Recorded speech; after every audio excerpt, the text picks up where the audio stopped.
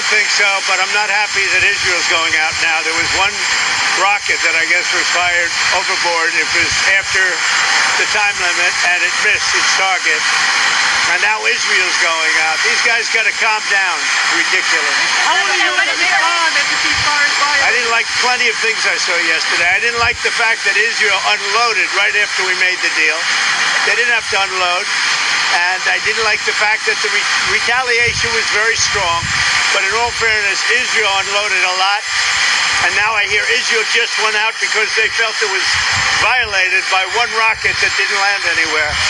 That's not what we want, I'll tell you. And I'm telling you, I'm not happy about that, Israel, either. Are you going to come back to Prime Minister Netanyahu? All I do is play both sides. I'm going now, as you know, to NATO. Some of you are going with me, and I think it's going to be successful. We'll see. I'll let you know. Are you going to be the agreement? It's a new dawn in the Middle East. Thanks to the agreement you managed to achieve. What are your future plans for the region, for Saudi Arabia, Israel, Gaza, the hostages? Look, you're asking me about women in the Middle East. It's getting a lot better. Things are happening at a high level. As you know, Saudi Arabia's done a really good job. It's coming out far faster than I thought. So we're very happy about what's happening with women in the Middle East. No, I'm talking about a new dawn in the Middle East that you managed to achieve last night. Yeah. The region is going to a new place with this agreement. Can you tell us what's your future plans for Gaza, for the hostages? Yeah. It's a new dawn. I appreciate the question. You're very nice. Who are you? Thank you. I'm Maria Krause from Israeli Channel Breaking News. Well, we have to have Israel calm down because they went on a mission this morning. I got to get Israel to calm down now.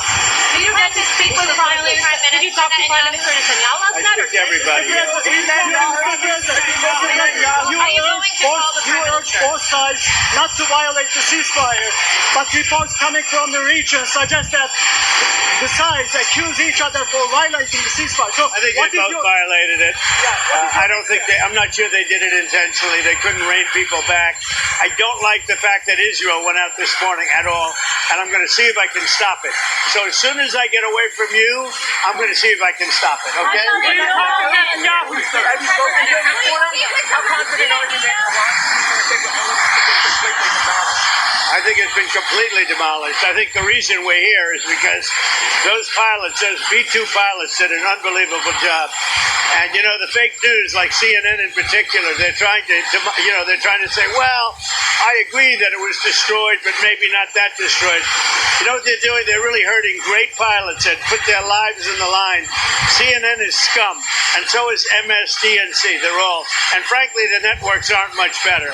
It's all fake news, but they should not have done that. Those pilots hit their targets. Those targets were obliterated, and the pilots should be given credit. They're not after the pilots, they're after me. They want to try and demean. Do you think that Iran can rebuild its nuclear program? Iran will never rebuild its nuclear. From there? Absolutely not. That place is under rock. That place is demolished.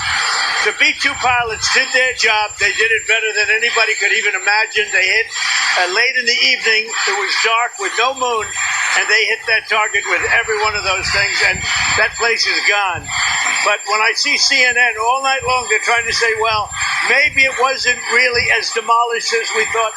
It was demolished. You take a look at the pinpricks, and you see that place is gone. And I will say, I think CNN ought to apologize to the pilots of the B-2s. I think that MSDNC ought to apologize. I think these guys really, these networks and these cable networks are real losers. You really are. You're real losers. Israel says that they violated the ceasefire. You're gutless losers. I say that to CNN because I watch it. I have no choice. I got to watch that garbage. It's all garbage. It's all fake news. But I think CNN is a gutless group of people, and the people that run it, nobody even knows it's been sold so many times. But the people that run it ought to be ashamed. MSDNC, a guy named Brian Roberts, he heads it. He's a disgrace. He's a weak, pathetic disgrace.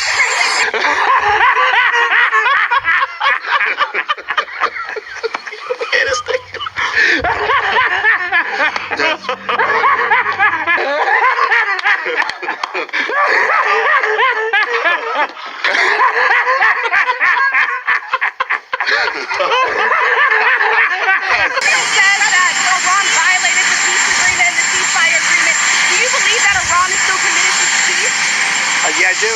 They violated it, but Israel violated it too. Are you questioning if Israel was committed? Israel, as soon as we made the deal, they came out and they dropped a load of bombs, the likes of which I'd never seen before. The biggest load that we've seen. I'm not happy with Israel. You know, when I say, okay, now you have 12 hours, you don't go out in the first hour and just drop everything you have on them. So I'm not happy with them. I'm not happy with Iran either. But I'm really unhappy if Israel's going out this morning because of one rocket that didn't land, that was shot, perhaps by mistake, that didn't land. I'm not happy about that. You know what? We basically...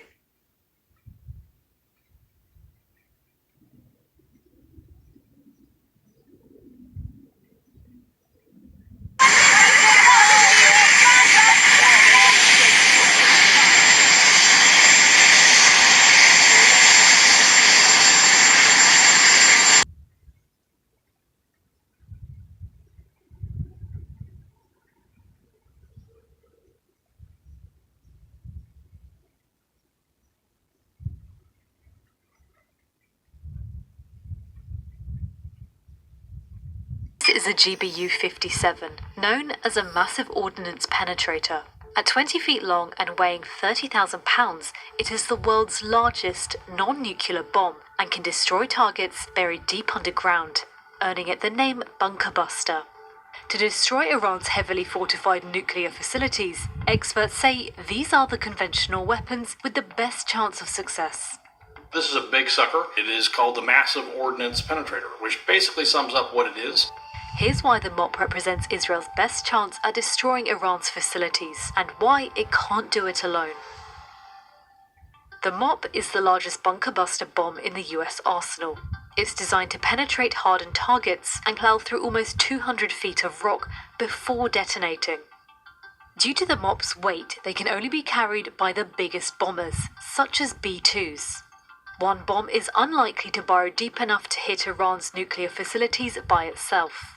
The metal is going to melt at some point, and so it does have limitations in terms of how far it can penetrate, and that's why you may have to follow it up with multiple instances. You drive a wedge in, it expands, and then you continue to drive it in the second time, and each time it's more effective.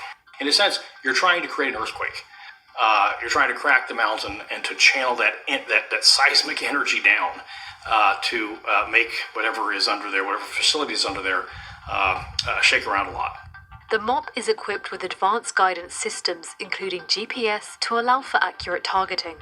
It is also fitted with a delayed fuse, which allows the bomb to explode after it has penetrated its target. You're going to wait until it gets down in there before it blows up, because if you want to maximize the energy, every foot counts in order to get it deeper to burrow down and to have the effect. Since it launched its campaign against Iran's nuclear program, Israel has damaged critical nuclear infrastructure and killed scientists. Iran has denied trying to build nuclear weapons and says its nuclear program is peaceful. According to the International Atomic Energy Agency, Iran already has enough highly enriched uranium to make around 10 nuclear weapons. Satellite images have shown damage at nuclear facilities, including Iran's largest enrichment facility, Natanz. But one key location remains unscathed, the Fordo fuel enrichment plant, where Iran produces highly enriched uranium. It's hidden in the mountains and is believed to be buried up to 295 feet below ground. It's harder to hit deliberately so because the Iranians buried it under a mountain. Look, the U.S. put NORAD under Cheyenne Mountain. It's way down under a lot of granite and a lot of rock. And you want to raise the threshold for your adversaries to hit something. Sometimes it's just really useful to bury it. While Israel has bunker busters, none of the ones in its arsenal are powerful enough to penetrate deep enough to hit Fordo. This is why the Israelis probably need U.S. assistance. The Israelis have a lot of bombs, but they need things that can kind of crack the mountain and create a wedge to create the tremors and to create vibrations that will be helpful to destroy the facility. In addition to lacking the weapons to destroy Fordo, Israel also lacks the heavy bombers. Its ally, the US, has both. Fundamentally, there's a choice here to be made about whether it is in the U.S. national interest to take out Fordo, to take out the Iranian nuclear program once and for all. Military carried out massive precision strikes on the 3 key nuclear facilities in the Iranian regime, Fordow, Natanz, and Esfahan. Everybody heard those names for years as they built this horribly destructive enterprise. Our objective was the destruction of Iran's nuclear enrichment capacity and a stop to the nuclear threat posed by the world's #1 state sponsor of terror. Tonight, I can report to the world that the strikes were a spectacular military success. Iran's key nuclear enrichment facilities have been completely and totally obliterated. Iran, the bully of the Middle East, must now make peace. If they do not, future attacks will be far greater and a lot easier. For 40 years, Iran has been saying death to America, death to Israel. They have been killing our people, blowing off their arms, blowing off their legs with roadside bombs. That was their specialty. We lost over 1,000 people, and hundreds of thousands throughout the Middle East and around the world have died as a direct result of their hate. In particular, so many were killed by their general, Qasem Soleimani. I decided a long time ago that I would not let this happen. It will not continue. I want to thank and congratulate Prime Minister Bibi Netanyahu. We worked as a team like perhaps no team has ever worked before. And we've gone a long way to erasing this horrible threat to Israel. I want to thank the Israeli military for the wonderful job they've done.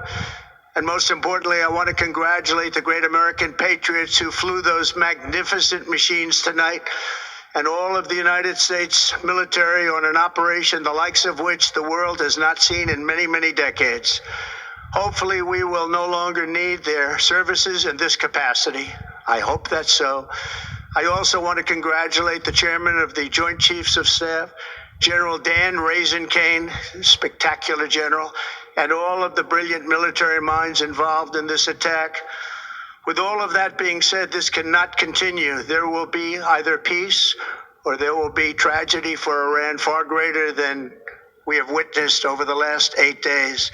Remember, there are many targets left. Tonight's was the most difficult of them all, by far, and perhaps the most lethal. But if peace does not come quickly, we will go after those other targets with precision, speed, and skill. Most of them can be taken out in a matter of minutes. There's no military in the world that could have done what we did tonight, not even close. There has never been a military that could do what took place just a little while ago. Tomorrow, General Kane, Secretary of Defense, Pete Hegseth will have a press conference at 8 a.m. at the Pentagon. And I want to just thank everybody, and in particular, God. I want to just say we love you, God, and we love our great military. Protect them. God bless the Middle East. God bless Israel, and God bless America. Thank you very much.